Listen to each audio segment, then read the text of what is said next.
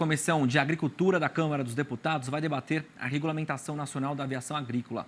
A audiência está marcada para 30 de agosto, mas a gente adianta para vocês aqui o assunto com o requerente dessa audiência, o deputado federal Tião Medeiros, do PP do Paraná, que já está ao vivo aqui com a gente. Deputado, bom dia, seja bem-vindo ao Agromanhã. Bom dia, Pedro. Bom dia a quem nos acompanha no Agromanhã. Deputado, essa comissão, ela é importante porque vai aí trazer esclarecimentos em relação a essa atividade, né? Se a gente for lembrar, todo esse debate já surge aí após o Supremo Tribunal Federal decidir aí em uma ação lá no Ceará proibindo a pulverização aérea, em plantios. Mas isso traz aí algo que traz um questionamento, podemos dizer, por parte do setor, que já é uma atividade regulamentada, né? Mas o que faz a Suprema Corte, então, trazer essa análise e a importância de fazer essa audiência? Olha, Pedro, é importante a gente falar sobre isso e por isso o motivo da audiência pública, trazer a esse debate, trazer luz, trazer clareza e desmistificar muita informação que é equivocada por falta de conhecimento ou essa desinformação provocada, enfim, por inúmeras fontes que não vivem, não conhecem, não lidam com o tema com o cuidado que ele merece. O Ceará proibiu através da legislação federal, isso chegou até o Supremo não entrou no mérito se pode ou não pode a pulverização aérea, ele apenas disse que a lei cearense é válida, é constitucional e o Estado do Ceará pode disciplinar e proibir esse tema. O nosso problema está ao precedente, é a criação de um precedente numa legislação muito ruim, em que ela proíbe a pulverização aérea, querendo alcançar a pulverização por aviação. Então, primeiro, existe um erro conceitual ali muito grave, até porque toda pulverização é aérea, seja ela por drone, por helicóptero, por avião, ou por autopropelido, por barra, ou até aquela bombinha costal que o pequeno produtor vai lá na sua horta, né, e pulveriza com ela bombeando nas costas mesmo, também é aérea. O que difere é a altura, né, do alcance enfim, da emissão do defensivo, né, ou do pesticida que seja, né? Então, existe um erro conceitual, que toda pulverização é aérea. Não existe pulverização que não seja aérea, né?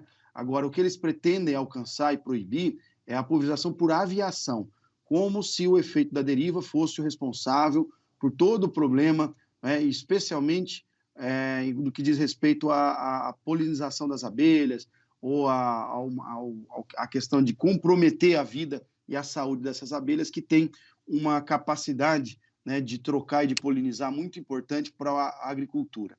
Enfim, isso já houve problemas isolados no passado, é claro, mas a tecnologia, o avanço, né, dos equipamentos, né, das condições tecnológicas que dão suporte a esses equipamentos, bicos de pulverização moderna, alta precisão, né, de GPS, enfim, tudo isso vem minimizando os erros, vem praticamente não permitindo que isso se repita, né, e fazendo com que a pulverização aérea seja aquela que tem a menor pegada de carbono, o menor impacto, lógico, até porque ela não permite amassamento, porque não tem o contato com a planta como acontece com os pneus do trator, né? Ela é a que usa, por exemplo, no combustível da aviação, quase sempre o etanol, que é o combustível, que é um biocombustível, por isso é a que tem o menor impacto de carbono, como eu disse, e para essa agricultura moderna, do ABC, de baixo impacto, a pulverização aérea e por aviação, e algumas lavouras de grande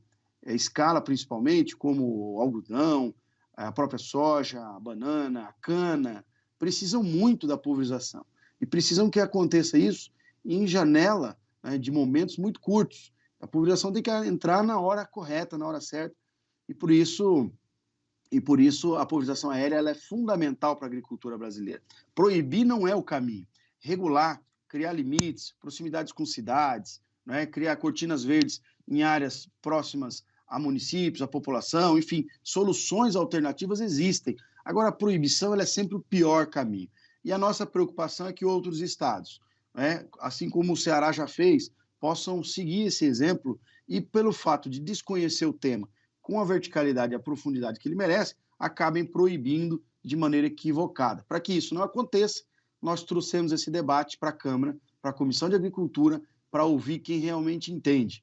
Vai fazer parte a Embrapa, o MAPA, o Ministério da Agricultura, vai fazer parte a Universidade Federal de Lavras, que tem um trabalho sobre pulverização muito importante, vai fazer o SINDAG, o Sindicato da Aviação Agrícola do Brasil, vai falar sobre a indústria de bicos de pulverização, a indústria Zanoni, que é referência nacional hoje em bico de pulverização de alta precisão e exporta para fora do Brasil para mais de 30 países. Quer dizer, o mundo compra bico de pulverização, o mundo pulveriza lá fora, a Europa, os Estados Unidos, e nós aqui na contramão do mundo estamos tentando em alguns estados proibir a pulverização. Por isso, é o motivo para trazer esse debate aqui à pauta.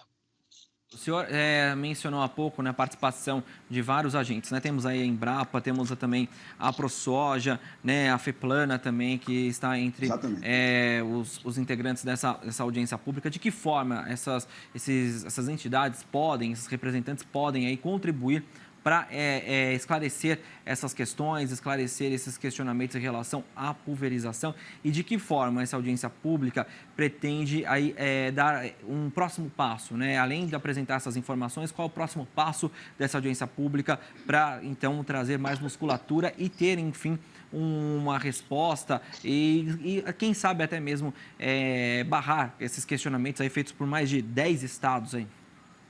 Veja, Pedro, primeiro a ideia é fazer com que aquelas pessoas que são tomadores do serviço possam falar sobre a importância da pulverização aérea. Por isso, como a gente tem limitação do número de convidados, a gente teve que convidar alguns segmentos apenas, que vão falar em nome dos outros demais. A FEPLANA fala pelo setor de produtores de cana, né? Nós vamos ter também a ProSoja falando pelos produtores de soja, o pessoal do algodão. Então, são alguns tomadores de serviço, aqueles setores da agricultura que dependem diretamente da pulverização para que continuem aí os seus trabalhos, né? Então, eles vão falar. Vai falar também a indústria, como eu falei, representando a indústria de bicos de pulverização, o Sindicato da Aviação Agrícola, e eu acho também muito importante aquelas pessoas que validam tudo isso. Então, a Embrapa, o Ministério da Agricultura, a Universidade Federal de Lavras, e os pesquisadores vão poder falar sobre todos os impactos que estão avaliados a partir das pesquisas, do estudo, do conhecimento técnico.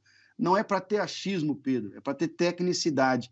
A agricultura brasileira hoje é o que é porque tecnificou muito, né? Saiu do campo do achismo e da experimentação empírica e passou para os estudos, o conhecimento, aprofundou, verticalizou, né? E hoje tem muito estudo sobre todas as áreas. A pulverização também é uma área muito estudada. Então, nós vamos deixar quem estudou, pesquisou, falar sobre isso.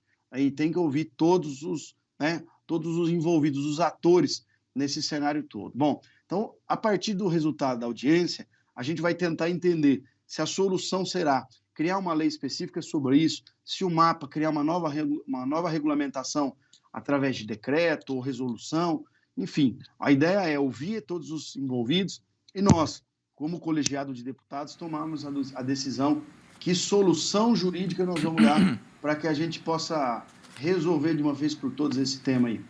Tá certo, deputado. Certeza que tem muito trabalho pela frente, muito importante discutir já essa prática, essa atividade que já está regulamentada há tanto tempo, né, que volta à tona agora em relação a essa questão dessa lei que foi instituída lá no Ceará, mas a gente sabe que tem essa informação que precisa ser combatida, principalmente as desinformações, e é claro, desmistificando, e como o senhor falou há pouco, que eu acho sensacional, não é tirando, é apenas discutindo soluções que a gente vai conseguir trazer aí um benefício para todo mundo, principalmente para o agronegócio, até porque toda essa questão da pulverização é necessária, uma vez que o Brasil é aí um país responsável pela segurança alimentar global e precisa continuar produzindo.